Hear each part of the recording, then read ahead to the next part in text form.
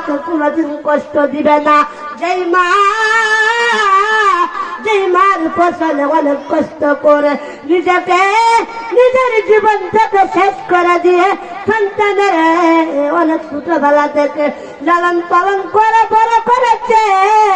ও যুবক ভাই, বড় করে শুনে যাও, সেই মার যেই মার দুয়ার সাথে আসে সে একদিন চেয়ারম্যান হবে।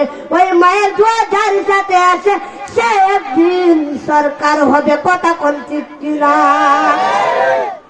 এ জীবনে না করিলেন বন্দেগী,